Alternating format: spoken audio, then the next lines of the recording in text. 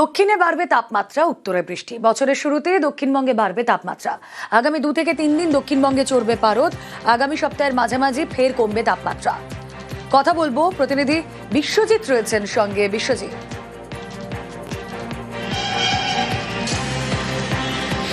সুখবর আছে বা নতুন বছরের প্রথম দিকেই, কারণ দার্জিলিং সহ উঁচু পার্বত্য এলাকা যেমন দার্জিলিংয়ের সান্দাকফু, ধোত্রে বা মানেভঞ্জন সহ চটকপুর, এই সমস্ত জায়গায় যে দর্শকেরা গেছেন বা পর্যটকেরা রয়েছেন তাদের জন্য সুখবর। আজ থেকে আগামী দুদিনের মধ্যেই তুষারপাতের সম্ভাবনা।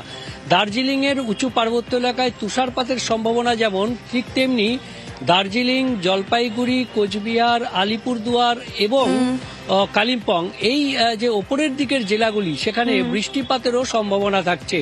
অর্থাৎ আগামী 2-3 দিন দার্জিলিংয়ে বৃষ্টি এবং তুষারপাতের সম্ভাবনা।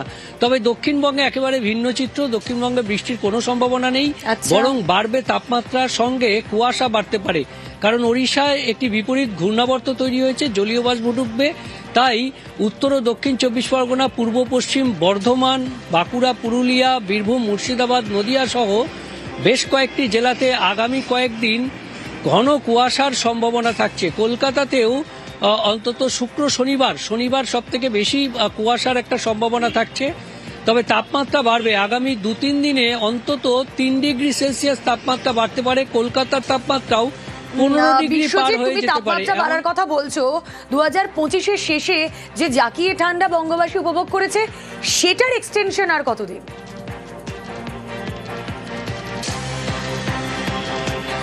না, একদমই আর সেই এক্সটেনশন হবে না। এখন নতুন বছর শেষের যে ঝোড়ো ব্যাটিং, সেই ঝোড়ো ব্যাটিং গত বছরই রেখে এসেছে।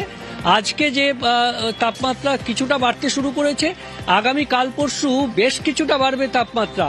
এবং কলকাতায় আজ যেটা 11.6 ডিগ্রি সেলসিয়াস রয়েছে, সেই তাপমাত্রা আগামী 2-3 দিনে অন্তত 14 থেকে 15 তো হবেই, 15 পার করে যাওয়ার সম্ভাবনাও থাকছে।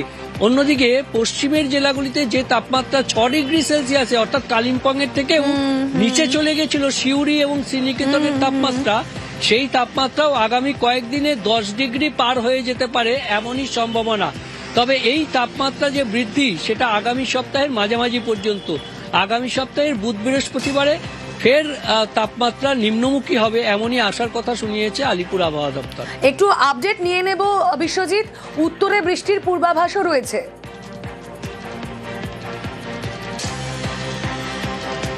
একদমই, উত্তরবঙ্গে বৃষ্টির পূর্বাভাস যেমন রয়েছে, কারণ একটি পশ্চিমী ঝঞ্ঝা, আমরা জানি যে গত কয়েকদিন ধরেই তুষারপাত হচ্ছে এবং উত্তর পশ্চিম ভারতে যে পশ্চিমী ঝঞ্ঝা এসে হাজির হয়েছিল, সেই পশ্চিমী ঝঞ্ঝা এবার কাছাকাছি চলে এসছে সিকিম এবং উত্তরবঙ্গের ওপরের ভাগ দিয়ে সেটি পাস করবে।